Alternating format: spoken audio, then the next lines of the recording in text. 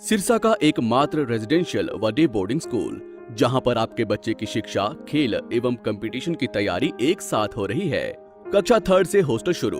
कानपुर, दिल्ली, सीकर व south India से staff colonel VH Sisodia व सूबेदार AIG लालचंद पारिक के मार्गदर्शन में बच्चों की 9वीं से ही कैरियर काउंसलिंग करके उन्हें उच्च दर्जे की डिफेंस की तैयारी करवाई जाती है। इस साल 23 बच्चों ने आर्मी की भर्ती पास की। एड्रेस: ज्ञान ज्योति पब्लिक स्कूल एवं डिफेंस व स्पोर्ट्स अकेडमी। 9992571111 8929551111।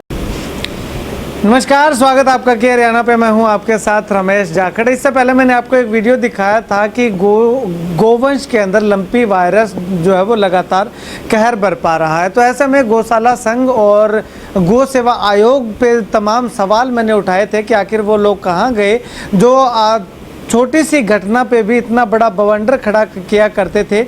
और अब जो गोवंश बीमारी से जूझ रहा है तो कोई भी आगे नहीं आ रहा है। तो ऐसे में कुछ गो भक्तों ने उस वीडियो को देखा होगा और उसके बाद यहाँ पे इकट्ठा हुए हैं और हरियाणा सरकार से मांग करने के लिए कि जल्द से जल्द वैक्सीन जो है वो अवेलेबल करवाई जाए, ताकि गोवंश जो है वो अपनी गोवंश की मौत दिन प्रतिदिन जो हो रही है उसकी रोकथाम जो है वो की जा सके।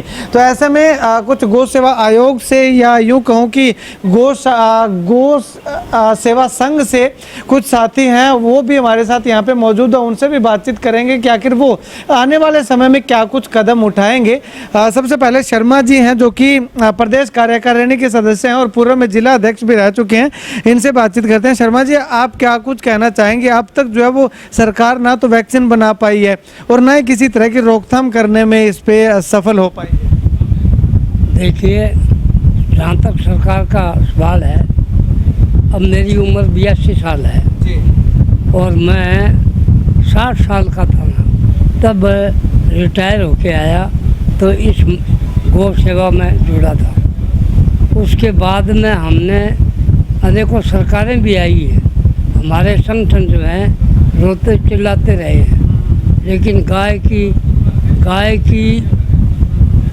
गाय के माध्यम से अपनी राजनीति चमकाते तो देखे गए हैं, लेकिन गाय के हित में किसी ने काम नहीं किया।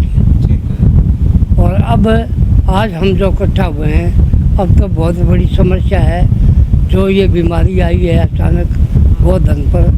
तो स्थिति ऐसी है कि ये गोधन धीरे धीरे ख़त्म हो जाएगा अगर नहीं किया तो।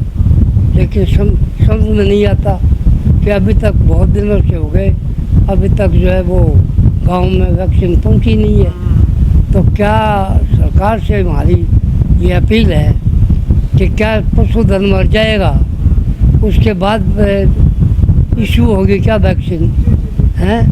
तो ज़्यादा से ज़्यादा हमारी विनती है कि सरकार इस पर ध्यान दे और नहीं तो गोरक्षा की बीमारी से तो बचा दीजिए। दूसरी, ये कुछ लोग आए हैं, धन्यवाद है इनका। ये लोग जो हैं गो भक्त हैं, इन्होंने परिचय भी दिया। एक नोटिस देखने के बाद में ये पहुँचे हैं यहाँ। मैं भी संगठन में रहा हूँ और संगठन का आदमी हूँ, लेकिन कुछ उदासीनता हमारे बीच में आ गई। संगठन में कुछ कमियाँ आ गई, उदासीनता आ गई।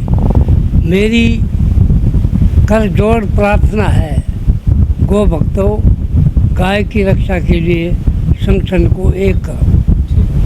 संगठन का विघटन जो हो चुका, इसको जोड़ने का काम करो। और मैं इस उम्र में भी, जहाँ तक मेरी ज़िंदगी के अंतिम पड़ाव में, मेरी कोशिश यही होगी कि मैं एक बार संगठन को फिर संभल और संगठित देखूं, ऐसा मेरा विचार है। शुक्रिया बातचीत के लिए। बहुत ही अच्छी बात कही है कि अलग अलग आयोग, अलग अलग संगठन जो है वो गौ सेवा गौशालाओं के बनने हुए दिखाई दे रहे हैं, तो उनको एक करने की कोशिश में लगातार हैं। जिला अध्यक्ष हैं नरेंद्र नैन जी। नैन साहब, क्या कुछ कहना चाहेंगे? अब तक जो है वो किसी भी तरह की कोई ना तो वैक्सीन आई है और ना ही अब तक किसी भी गौ सेवा आयोग कह सकते हैं या गौओं की रक्षा के लिए जो भी संगठन बने हुए हैं, ना उनके द्वारा आवाज़ उठाई जा रही है। सबसे पहले जाखड़ साहब, आपका बहुत बहुत धन्यवाद। ये जो बीमारी, लंपी बीमारी, एक खतरनाक बीमारी है। ये पिछले साल भी 1-2 जगह देखी गया था केस।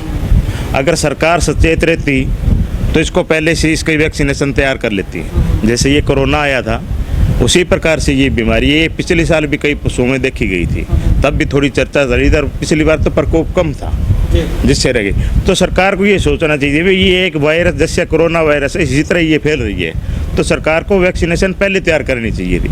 अब क्या करेगी जब इतना हो गया, सबसे ज़्यादा जो कमज़ोर पशु होते हैं उनमें आती है और कमज़ोर पशु गौशालाओं में मिलते हैं, तो वहाँ पे मतलब थी नहीं। तो अब वैक्सीनेशन सरकार के लिए उपलब्ध कराएंगे तो उसका कोई फ़ायदा भी नहीं मिलने वाला। जब बीमारी पशु में आ चुकी है, इतनी फैल चुकी है, तो ये सरकार इस तरफ आवाज़ उठाओ। एक तो गौशालाएँ भी संगठित नहीं है, भाई कोई करे तो क्या करे, अगर संगठन में ही मजबूती मिलती है।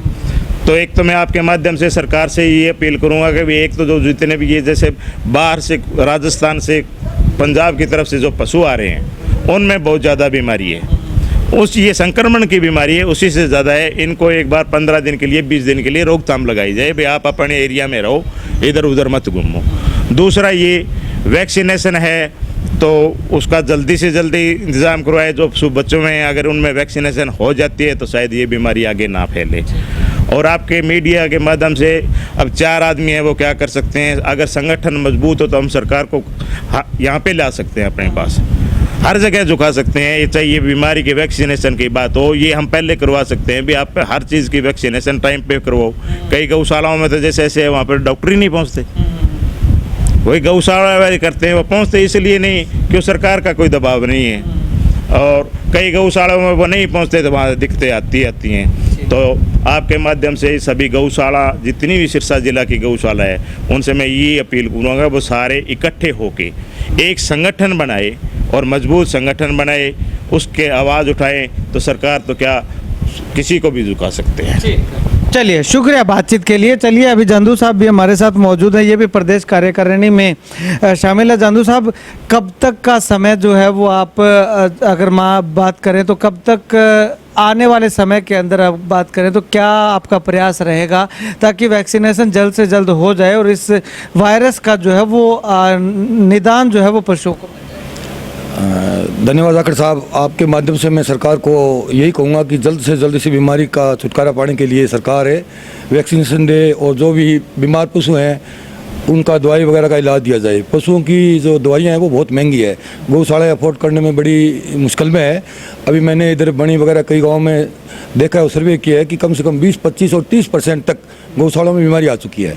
और मेरा सबसे बड़ा आरोप जो है आज मैं गौसेवा आयोग पर लगाता हूँ कि हमने काफ़ी मेहनत की। जब हमारा संगठन बड़ा मजबूत था तो हरियाणा में गौसेवा आयोग नाम की कोई चीज़ नहीं थी। हमने बड़ी मेहनत करके सरकार से टक्कर लेकर आयोग बनाया और फिर हमने एक आप सांस ली कि अब आयोग बन गया तो गौशालाओं की समस्याएं आयोग दूर करेगा।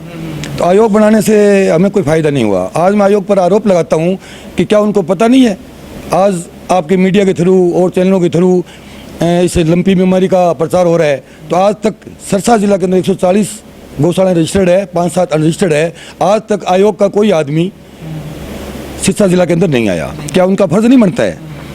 मैं धन्यवाद देता हूं गौशाला वालों को, संचालकों को, जो इतनी मेहनत करके ये इस बीमारी पर काबू पा रहे हैं। और पिछले दिनों आपने सुना होगा कि तूड़ी का बड़ी समस्या थी, गौशाला में 1000 रुपये क्विंटल तक तूड़ी थी। मैंने कई चैनलों में कहा था, अखबारों में कहा था कि कुछ सहयोग करे आयोग, लेकिन 1 रुपये मात्र नाम का कोई सहयोग नहीं आया। धन्यवाद करता हूँ गौ संचालकों का जो इस मुसीबत के अंदर गौशालाएँ चलाते हैं। जैसा मैं एक उदाहरण देता हूँ मेरी गौशालाओं का, मेरी गौशाला माधो सियाणा का, कि 90 लाख रुपए का खर्च आता है। सरकार को, आयोग को, अधिकारियों को सोचना चाहिए कि हम पैसा कहाँ से ला रहे हैं। बड़ी मेहनत करते हैं, हम बड़ा कटोरा लेकर घूम रहे हैं, फिर भी इन पशुओं का संचालन करते हैं। और रही सरकार की बात, सरकार ने पीछे 4-5 साल पहले कहा था कि बेसहारा गौवंश से मुक्त किया जाए जिला सिरसा को। हमने काफ़ी मेहनत की थी, गौशालाओं में ये पशु पहुँचाए थे नंदी, और नंदी का हमने सोचा कि इनकी ग्रांट मिलेगी, लेकिन हमें गौशाला की ग्रांट मिला दूर, नंदियों का भी वजन हमारे ऊपर पड़ गया। आज एक देसी गाय हम पाले हैं, एक नंदी अगर पालते हैं तो उसके एवज में इतना वो खाते हैं कि 4 देसी गाय हम पाल सकते हैं। तो ये सबसे बड़ा आरोप मैं तो आयोग पर लगाता हूँ। दूसरा थोड़ा सा वो सुनिए, आपका टाइम ले रहा हूँ, कि राजस्थान वहाँ गौवंश को पैसा दिया जाता है, दिल्ली में दिया जाता है, हिमाचल में दिया जाता है, अभी योगी सरकार ने यूपी में किया है। क्या हरियाणा इतना भूखा हो गया? हरियाणा सरकार इतनी भूखी होगी गौशाला के लिए? हमने गौशाला गौ के नाम पर ये सरकार लाने का प्रयास किया था, आज गौशाला की तरफ ये सरकार ने आंखें मूंद ली है। तो मैं तो ये कहता हूँ कि अगर ये हाल रहा ना तो हमारे कल के बच्चे कागजों में देखेंगे गौ माता कैसी थी। ठीक, चलिए शुक्रिया बातचीत के लिए। तो यहाँ पे आपको बता दूं कि गौओं को बचाने के लिए लंपी वायरस के इलाज की मांग के लिए आज ये मीटिंग जो है वो रखी गई थी। लेकिन इस मीटिंग में आप देखिएगा कि सदस्य कितने का हैं। क्या केवल इतने ही लोगों को चिंता है कि लंपी वायरस का इलाज जो है वो होना चाहिए? क्या ये लोग जितने भी आए हुए हैं ये अपने पर्सनल बेनिफिट के लिए यहाँ पे आए हुए हैं? नहीं आए हुए, ये गोवंश की रक्षा के लिए यहाँ पे आए हुए हैं। तो 140 के लगभग गौशालाएं रजिस्टर्ड हैं। अगर एक गौशाला से एक बंदा भी यहाँ पे पहुँचता तो 140 लोग तो कम से कम होते, धरना प्रदर्शन वगैरह करते तो सरकार पे कुछ इफेक्ट जाता। अब ये 10 लोग आए हैं यहाँ पे पहुँचे, 10 लोगों से क्या इफेक्ट धरना प्रदर्शन का जाएगा वो आप भली भांति से परिचित हैं। तो ऐसे में सभी गौ सेवकों से और गौशालाओं से अनुरोध करूंगा कि एक बैनर के तले, एक मंच के ऊपर इकट्ठा हो जाइए ताकि आने वाले समय में जो भी आपको मुसीबतें आए उसकी ज़ोर शोर से आवाज़ उठाई जा सके। और हम लोग भी अगर आपकी वीडियो चलाते हैं तो उसमें अगर इकट्ठ दिखता है कि हाँ इनका एकता है, इनकी मजबूती है, संगठन मजबूत है, तो सरकार पे भी उसका एक अलग से प्रभाव जाता है। अगर इस तरह से 3-4 संगठन आपके होंगे और 10-10 लोग यहाँ पे आकर के धरना प्रदर्शन करेंगे तो ना तो सरकार कुछ मानेगी और ना ही आपका जो संगठन मजबूत होगा। तो ऐसे में नुकसान होगा, सिर्फ आपको होगा। गौ सेवा आयोग बना दिया गया सरकार के द्वारा, लेकिन वो आयोग न जाने कौन सी कुंभकर्ण की नींद में सोया हुआ है, जिसको आज तक इतना ही पता नहीं है कि गोवंश जो है वो लंपी बीमारी की चपेट में आ रहा है और बेमौत उनकी जो है वो मौतें हो रही हैं। तो ऐसे में कहाँ गए वो आयोग, कहाँ गए वो संगठन, कहाँ गई सरकार जो गौ माता की जय का नारा तो देते हैं लेकिन गौ माता को बचाने के लिए कोई भी प्रयास नहीं किया जा रहा। खैर, आप लोग इस वीडियो को लेकर के क्या कुछ कहना चाहेंगे और सरकार गोवंश को बचाने के लिए और आयोग गोवंश को बचाने के लिए कैसा प्रयास कर रहा है, कमेंट सेक्शन में कमेंट करके ज़रूर बताइएगा। कैमरा सहयोगी सुनील के साथ रमेश जाखड़ के हरियाणा।